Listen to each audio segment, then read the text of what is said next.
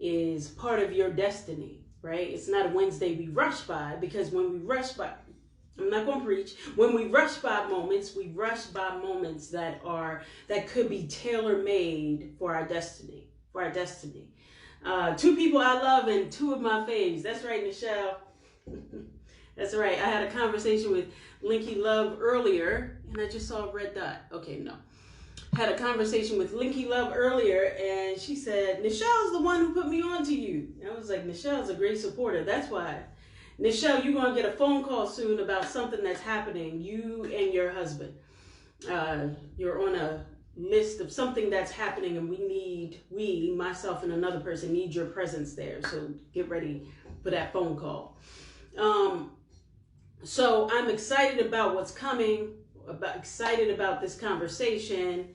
And yeah, as soon as Linky Love pops on the screen and count us in, that's right. Man, let me tell you something. Let me tell you this. There have been people that have been, and Nichelle is one of them, that have been supporting me for years. Supporting me, and ain't nothing pop off, ain't nothing exciting, like ain't nothing jumped off where people want to support you, right? People want to support you when there's like lights, camera, action. And Linky sent the request. What? Why didn't I get it? That's weird. Oh, there you go.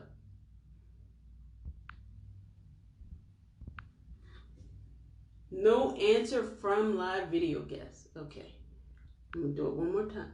There you go. Now add. Because we're not gonna have any complications. Wait for Linky Love to pop on. No answer. What does that mean? You know what? The evil one, because I refuse to say his name, will not show up again. Every time I think we'll be able to watch this live video unless they're in your selected audience, bring Linky Love on camera. Adding. It says adding. Oh, that's right. Refute that in the name of Jesus. I was like, hold on now. Like I've done this so many times. I'm like, wait a minute now. God, we went through the steps. They go on their cell phone. They do this. They do. Okay. All right. I'm just happy to see your face. Thank you. I'm happy to be here. As mentioned earlier, Nichelle, oh my God, what was this? Probably 10 years ago, if not 8 or 9. Mentioned you, and I started following you and following your ministry and enjoying it quite well. Thank you. I was following you too. And I'm gonna say this because you put it out there. You put it out on the Facebook land through the ups and the downs. Mm-hmm. And I was praying for you as you were putting the ups and the downs. No, I was like, oh no, I don't know her, but I know I see her a lot on Facebook. I was like, no, this will not take her. This will not shift her. Thank you. Yeah, and I'm gonna say this. It was amazing. So I'm gonna say this again. I don't know Linky Love. I don't know the details of her life. I know what she puts on Facebook. So I saw the shift, and I was like, look at that. And there were moments when things were happening in my life that mirrored the umbrella of what you had experienced, right? Okay. The umbrella, because I don't know the detail, right? The umbrella of what you had experienced. And I was like, man, she kept walking through it, I could keep walking through it. Yeah. So this is to tell folks, like, you never know. People always want to put their highlight reel on social media. Yes. Always want to put their highlight reel on social media. You never know what I would say your divine highlight reel, right? Not your earthly highlight reel when you're trying to impress people, but your divine highlight reel when you in it and you trying to move through it, how that will inspire somebody. So awesome. And that's exactly why I do it. That's exactly why I put it on there, the good, the bad, and the ugly. I'm not gonna front like I have all this going on. I'm very transparent in the work that I do. I find myself becoming more transparent because I want people to understand that we all go through stuff. You know, I'm a therapist, you know, and that's what I do with mental health all day and all night. I was talking with a friend earlier. She was like, dang, you don't take a break. It's like, well, that's what I do. And I want people to understand that it's hard for everybody and that we can get through it. We can get through it. This is what I'm doing to get through mine. So if you want to borrow any pieces of that, or, you know, have a conversation about what you can do to help you through your journey, then hey, I'm available. Yeah, Always available. yeah. So why don't we start there? Tell the folks, because we're gonna do this now and at the end. Tell the folks how to contact you. Those that you do you do counseling sessions through Zoom, and you don't have to be, because Linky Love is in Texas, right? Linky So Love is you in don't have Texas. to be in Texas to receive counseling from you, or do you? Well, you do. With my licensure, I'm a licensed professional counselor, Oh. and I'm only licensed in Texas. However, anyone that's in Canada or Europe or Africa, we can do international. There's no guidelines yet as to the international community, but as far as in the United States, you have to be licensed in each state.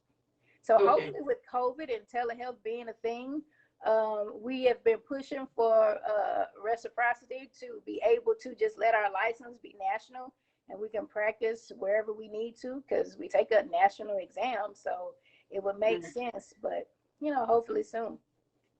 Amen. Amen. Amen. Okay, so give your information of how to contact you. We'll do it at the end too, but give your information of how to contact you. Okay, you can inbox Linky Love if you like. I do have a page with my government name, Larnica Lavalas LPC PLLC. You can check out my website, www.lavalas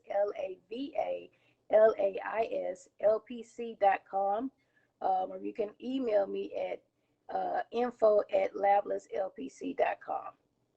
Amen. So here's the thing. I should have typed that as you were talking, but I'm not Okay, that. we can go back and do that. But the thing is, here's the thing, y'all. If you want to contact Linky Love, hit her up in her inbox. That's the greatest and best way. And then you'll get every other answer and availability and link to link up with her. So let's get started, because this is supposed to be 15 minutes of power. Okay. Even though some of these conversations never end up being just 15 minutes, which is fine. It's where the Spirit leads us, because you don't have to be in the church for the Spirit to lead you. So, so this conversation is about how to release yourself, how to not cling to yourself, how to just let yourself go and let yourself be. The reason why this is important to me is because I'm gonna say it like this. I am in recovery in so many different ways, so many different areas of my life. But one area that I'm in recovery from is not to hold myself in a cage, right? Okay. Mm-hmm. So many folks, we hold ourselves in a cage to the world, to the expectations of others, to what mama and daddy and them said, to what has been done to us, right? What has been done to us when God is doing so much for us, but the to us seems to shine brighter, right? So I've held myself in a cage, I would say most of my life. It's only been in the past, I would say, couple of years, I went through a really devastating breakup and a separation. And in that time, God was just like, I need you to go somewhere by yourself. I need you to just don't look at, I want my place to look like that. I'm going to send you to a place. I'm going to send you to an apartment. No, it ain't what you want, but it's what I need you to have right now. And that's when I started realizing that, oh my God, I've held myself in a cage of my insecurities, a cage of my mistakes, a cage of my guilt. So how does one begin even to understand that they have put themselves in a cage? I think that has so many layers to peel off. But I think once you hit that place, once you hit that rock bottom, and you realize I can't keep doing this way, I don't know what else to do. I need some help. I think we start reflecting and looking inward, and you realize, okay, if I want my feelings, what I'm feeling to change, I have to do something different. You know, and I think it's that acceptance of I need difference, I need change that occurs. You know, what you're referring to is the ego. You know, the ego basically says, I want to be seen in this particular light. You know, I expect this for myself, and other people expect this of me. And I'm going to live as expected by other people as opposed to what I choose for myself. You know, really becoming self aware, going inward, praying about it, talking to someone about it. Because a lot of times we don't realize it until, you know, we start hurting and we try to figure out what can we do to get rid of the pain. You know, for my personal journey, I went through several breakups, and they all began to look the same. And I was like, okay, something's got to give. This is too much. Every year, different partners, same breakup. I can't keep doing this. I'm getting too old. Lord help me. What do I need to do? And knowing I need to change, but not knowing exactly how. So a friend of mine turned me on to a shadow work group, Authentically Your Expressions. And there, because I'm a therapist, I'm in therapy, been in therapy. You know, I know everything you're supposed to do to help you feel better. I know all of this good stuff. But this particular group taught me how to look inward and realize that the script I was following for my life was something written by someone else. You know, and I'm trying to live up to that script, but at this particular time, my life has shifted, and that script no longer fits me, and I have to write my own script for how I want my life to look. You know, so first you have to go inward and accept that it's time for a change. There's going to be resistance because we're so used to everything being the way it was. You know, my fitness journey back in the day, I could do all this and work out and lift weights and do all this other stuff. I'm 44. I'm huffing and puffing. I'm like, good Lord, what happened? But I had to accept the fact that, yeah, you're 44. When you were doing all of that, you were 32. So that's a big difference. So accepting the change in our lives, I think that's important as well. Yeah. You know, it's so you said a lot. So this is what I want to ask, because I'm sure, especially nowadays in this time, in this what the world is experiencing, I would dare say, I usually don't say everybody, but I would dare say right now, everybody is going through, hey Kelly James, everybody is going through some type of change, some type of shift, some type of transition in their lives, right? So you just said something that was really powerful. You began to understand that the script you were living, right? The script for your life, the script you were living, the part you were reading for was somebody else's part. Yes. It was given to you. So how does one begin to look at and go, you know, I'm going to ask this differently. When you figure out, okay, I gotta write my part differently. I gotta write this script differently. When you come up against a challenge, when you come up against confusion, how do you stay the course? And the reason why I'm asking this is, I started doing these question and answers with counselors and therapists, and it's because I needed it. Yeah. You know, because I was like, wait a minute, I need to talk to people. I was like, ooh, do this, because if I need to talk to people, other people need to talk to folks. So, or hear from folks and not just hear from the same old voices they're hearing from. So one thing that has been hard for me and difficult for me is that I was talking to a friend the other day and I was like, I spent so many years doing this particular thing. And I keep forgetting when the confusion and when the discomfort happens, it's because, Meagan, you're teaching your emotional muscles to do something different. Yeah. Not to respond in a way to run to somebody or to create a relationship or something like that, but you're doing something different with your emotional muscles. Just like your regular muscles have memory, right? Your emotional muscles have memory. So how do we stay the course in order to understand that that we're training our emotional muscles and not just give up, like, this ain't working and I'm doing the same thing, or the same thing is coming, like, how does one do that? You have to look at your why. Ooh. Why do I want to change? Why? For me, I'm tired of being in pain. I'm tired of hurting. I'm tired of feeling rejected, neglected. I'm tired of feeling all of that. So I want something different. And every time, for me, I feel defeated, I have a great support system. I have a really, really great support system. And there are times where I need to lean on my support system. I'm not being codependent on anybody. It's just sometimes I need that encouragement, because we get depleted, especially in the type of work that we do. We're helpers. We're healers in many respects. And when we do that, when we're pouring out into everyone, we have to take time to pour into ourselves. And sometimes we need to allow other people to pour in us as well.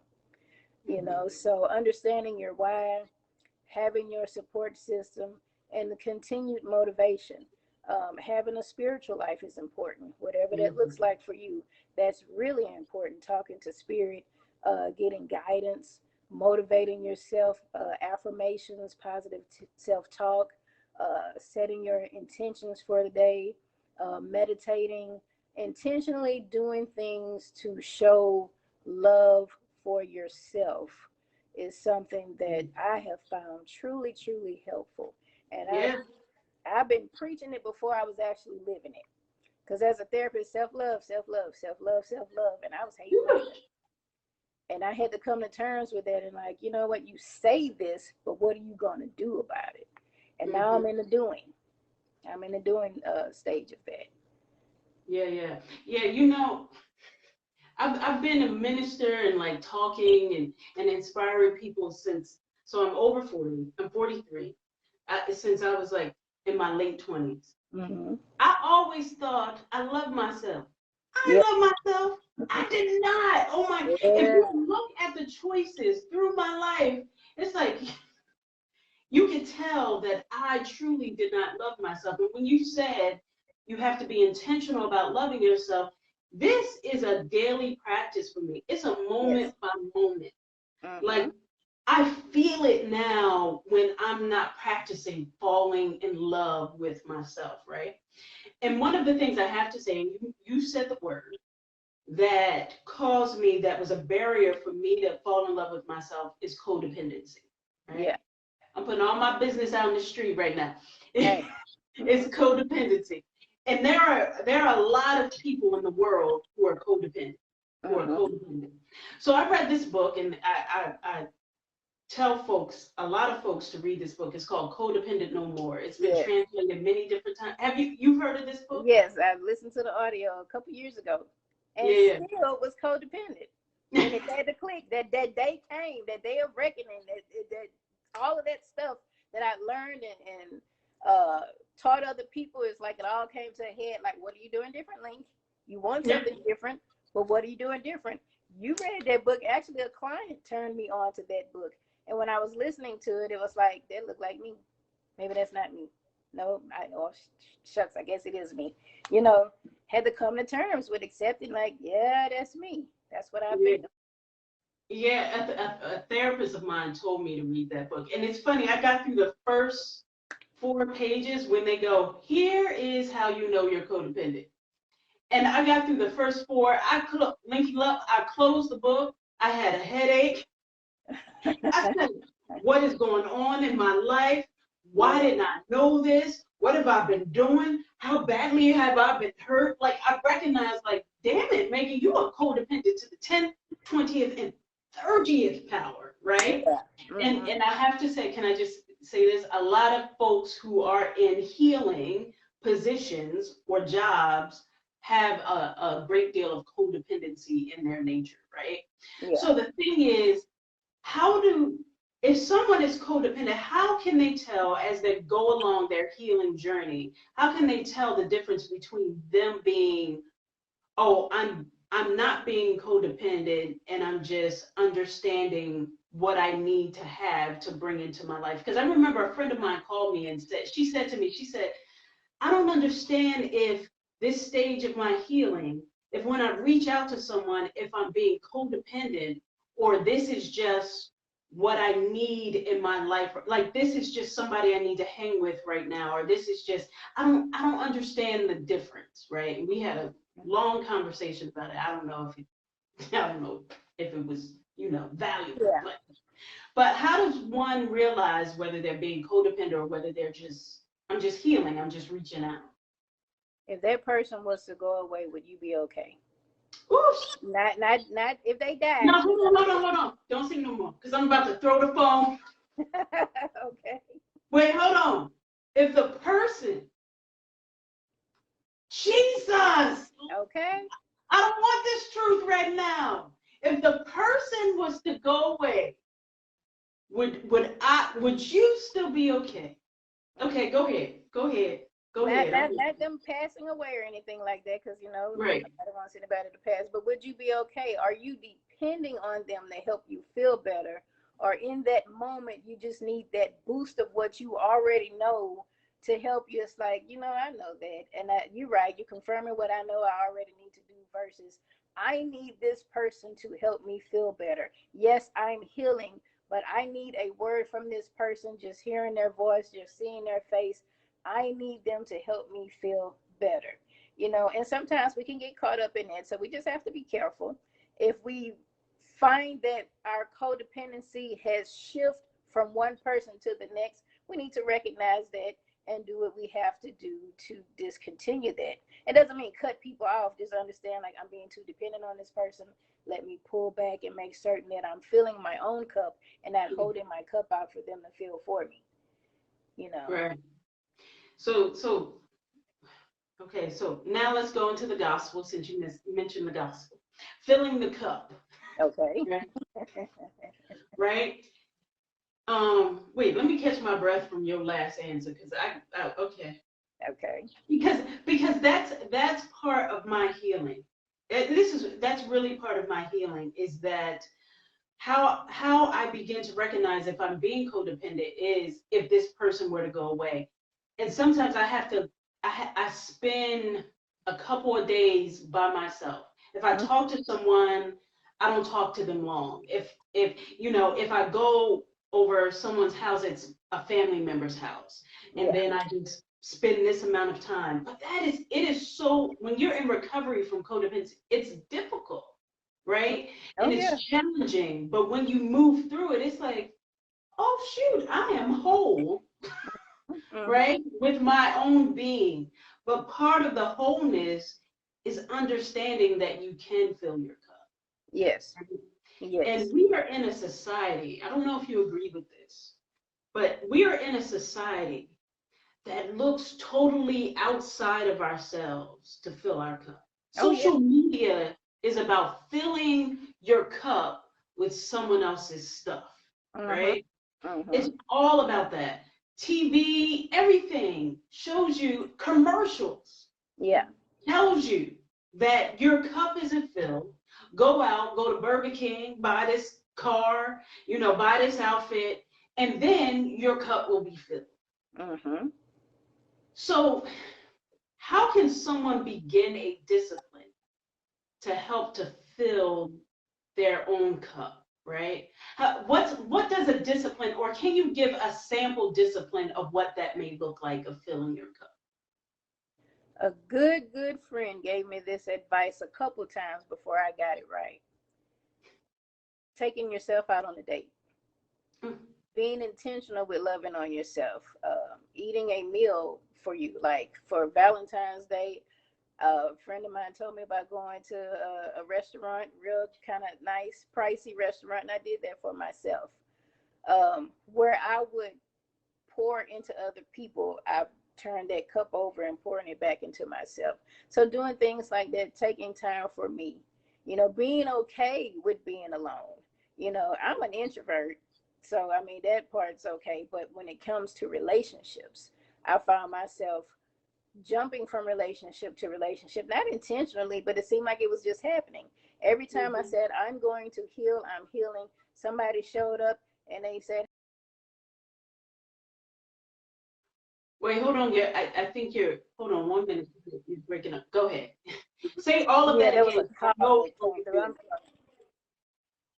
I'm okay. Every time I said I was going to heal, somebody showed up. And instead of me, um, I thought I was healed, but what I was doing was just transferring that codependency. I was just pouring and wanting their cup.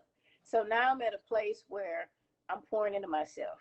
I'm doing things for myself, taking myself out on a date, um, being kind to myself, making certain I'm eating good stuff or even going to fancy places and just doing things for myself where I would pour that into other people with the expectations of receiving something from them. Part of my codependency, I'm doing this for myself. Enjoying the company of friends and knowing that it's okay to hang out with people, enjoying my family, taking that time with my family. So just doing things for self is pouring. Where I would have poured into other people, I make certain that self comes first. I don't know why folks want to call me right now. I'm trying to do this, but hopefully they won't call back. They left a voicemail. It'll be all right. I'll catch y'all later if y'all trying to call me. Okay. Yeah, yeah. That they just know you speaking the word. They can feel it. Like, wait, Linky Love is giving a word. I need the word. Amen. Okay, so one last question because I said 15 minutes of power. One last question. All right. Oh well, two last. The last one is for you. So this next one is for the community that is watching. So right now, if you could offer anyone any type of advice that feels as if they are at a point in their life where they are questioning whether they can connect to their own stability again. Meaning, maybe there's someone that's in a relationship and they're like, I don't want to be in this relationship, but I can't go because how am I going to be stable? Or someone is in a routine that is not healthy for them. Whether the routine, whatever, I don't even want to give examples. They're in a routine that is not healthy for them. And they're like, but I don't know my own stability outside of this, right? It can be many others. Thank you so much, Angie. Augie, I'm sorry, Augie. This is what over 40 does. It looks at Augie and says Angie. Thank you so much, Augie. Um, what advice can you give to someone that right now is questioning their own stability? Basically, if you want to change, what are you willing to do differently? Stepping out on faith, trying yourself, trusting yourself, allowing yourself to bump your head if you do bump, but to know that you can get back up and keep moving. We fail at things at times, but that doesn't mean we don't try again. For those who want to win that $1 million on the lottery, they're going to keep buying tickets, right? Until hopefully they win. So if you want change, you want something different in your life, you just keep trying, but you have to step out on faith. Have faith in God, have faith in yourself that He's going to lead and guide you to where it is that you want to go, and believe that you can do it, and think, if this person were to leave my life today, then what? What if they died? I need to be able to live without this person, without this situation. Um, get a good support system. That's why I said I have a good support system. Um, when I just need that boost to remind me of what I already know, that's how I know I'm not being codependent. I'm not looking for them to make me feel better. I'm looking for them to help me remember what I know, to feel better. Right. Wow. Okay. Thank you.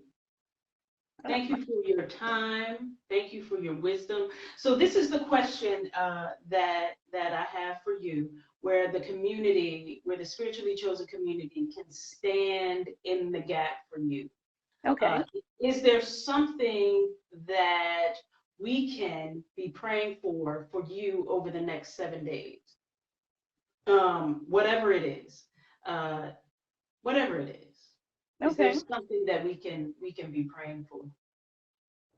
Okay. Mainly for me, I work in mental health all day. You know, I work at a high school, I have my private practice, and I work for an online company. At times, it weighs on me. It weighs on me at times because the people are hurting. They're hurting so bad. And I try to be, you know, that sense of peace, sense of hope for them in many cases, because I understand they have to go through some things, and it's a process for them to go through, for them to get to the end of it and feel better and see the results. But just pray my strength. Just pray my strength to be able to continue doing what I do. Amen. Amen. I know about praying for that strength all too well, working at a psychiatric hospital. So you will definitely be in our prayers over the next 7 days. Community, please commit to this, because I want to offer the community this word. When you commit to somebody else's prayer, God commits to your prayer also, right? When you lift somebody else up, that is recognized in the heavens.